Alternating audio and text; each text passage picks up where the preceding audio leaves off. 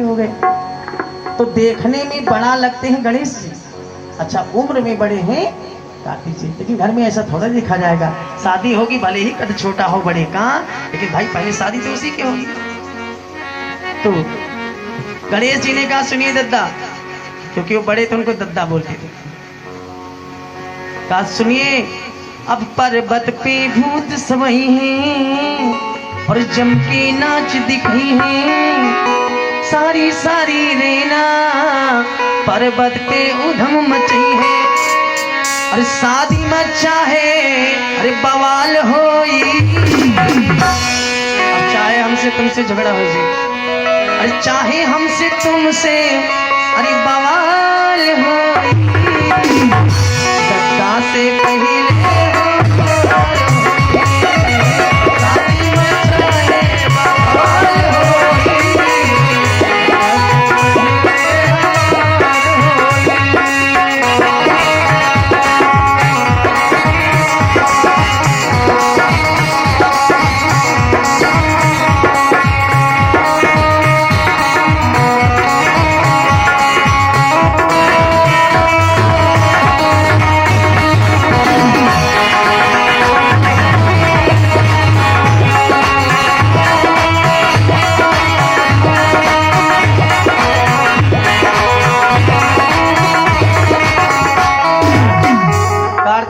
ये नहीं होगा। कहा क्यों नहीं होगा? कहा हम उम्र में बड़े हैं तुमसे। अब नारदाद सब आई हैं, बीड़ा कर तार बजी है, सारी सारी रेना गीत गाना गई है, सारी सारी रेना गीत गाना गई है,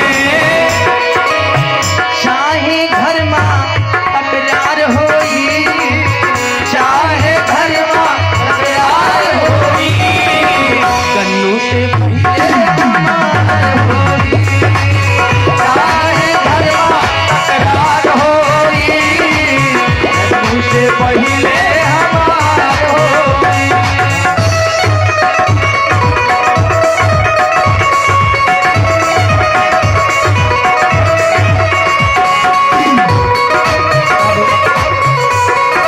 दोनों बच्चे पहुंचे मैया पार्वती के पास, और पार्वती जी क्या है? High court. माँ क्या होती है? उच्च अदालत। और पिता क्या होता है? Supreme court. तो दोनों बच्चे पहले पहुंचे झगड़ा करते करते हाई कोर्ट। हाई कोर्ट कौन है? माता पार्वती जी। पार्वती जी से कहा मैया ये बताओ कि विवाह किसका होगा पहले? तो पार्वती चाहती है कि पहले गणेश का विवाह हो जाए। अच्छा भोले बाबा चाहते नहीं, नहीं भाई बड़ा है कार्तिक, तो पहले कार्तिक का हो जाए। एक बात बताऊं, ये जितने छोटे बच्चे होते हैं इनको माँ बहुत प्रिय होती है। ये जितने छुटकने हैं हमने मतलब देखा है, लगभग ये जितनी सांस मिली है लगभग 70% छुटकनी बहुरिया माँ है। भले ही चाय उनका 10 बजे मिला तो संतोष है, लेकिन रहा छुटकई माँ। अच्छा, अब बड़े का सबसे ज्यादा प्रेम बाप को होता है तालियां बजाना। बाप हमेशा अपने बड़े बेटे से प्रेम करता है। तो और जो बीच वाले हैं ये कोनो घाटे नहीं है, ये जितने मझले हैं कहा गया है कि बड़े का बाप छोट महतारी और बीच का जान वही चक्रधारी। ये भगवान भरोसे हैं। बड़े अगर आग लगाएं तो छुटकने मम्मी के जेवर पाएंगे, कन्फर्म है। जेवर गाना छुटकने में चलागा।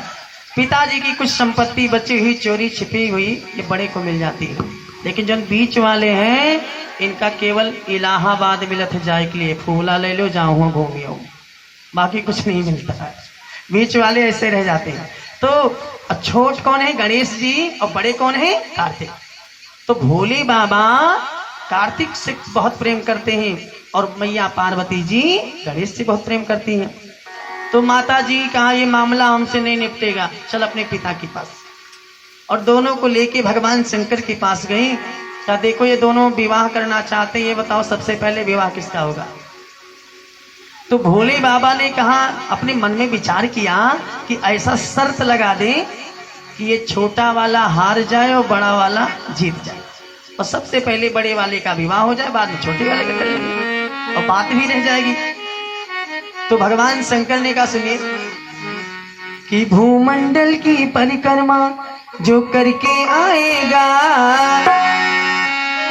और शादी का वो पहले मोर बंधाएगा, अरे वाही की शादी माँ हमार हो, वाही के पहले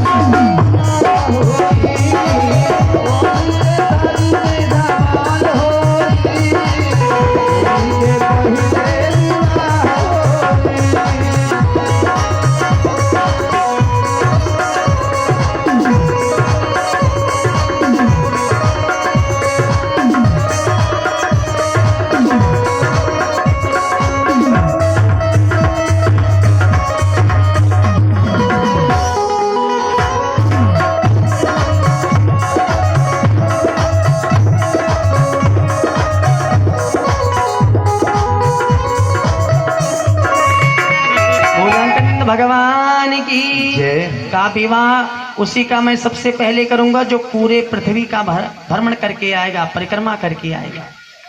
अच्छा, कार्तिक भगवान की सवारी क्या है? मोर। और गणेश जी की सवारी क्या है? चूहा।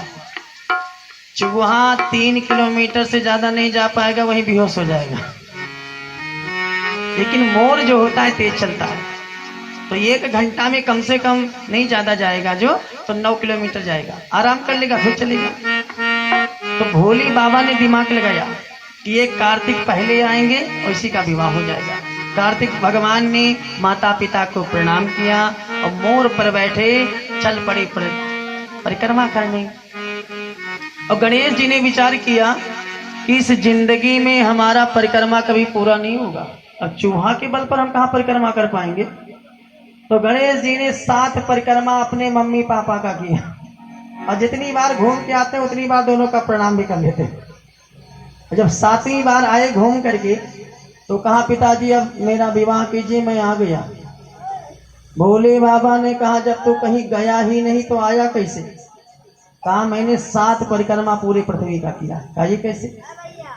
कहा, आपने एक बार कथा में मैया पार्वती से सुनाया था कि जो माँ होती है पृथ्वी से बड़ी होती है और पिता जो होता है वो आसमान से ऊंचा होता है। तालियां बजाएंगे। और या तो आप कह दो कि मैंने गलत बोल दिया था।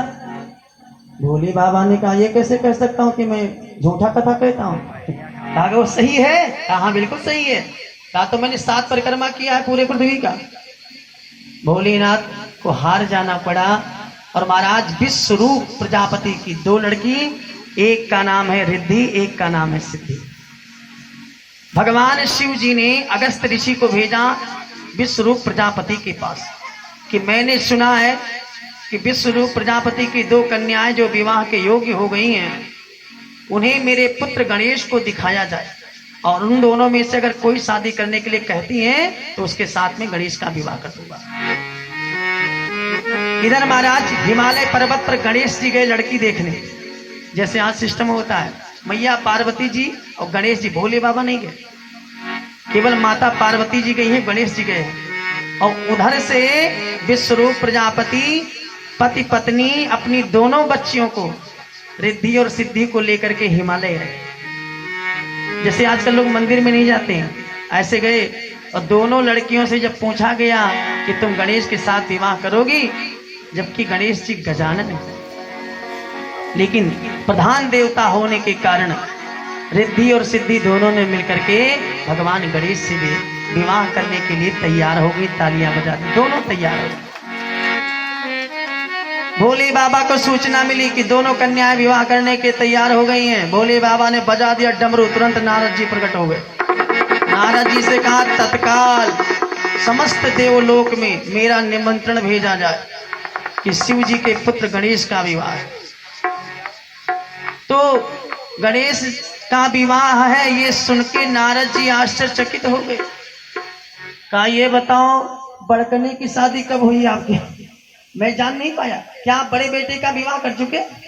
तो भोले बाबा ने कहा वो तो पृथ्वी का परिक्रमा करने गया। तो नारद जी ने कहा देखो ऐसा है, पहले मैं आपका निमंत्रण भेज देता हूं, फिर देखूंगा क्या होता है। और नारद जी मन के गति से सभी देवताओं के पास जाकर के निमंत्रण दे दिया, भैया कल सब लोग आइए कैलाश पर्वत, और भगवान शिव के पुत्र गणेश का विवाह है, सबको बारात चलना है।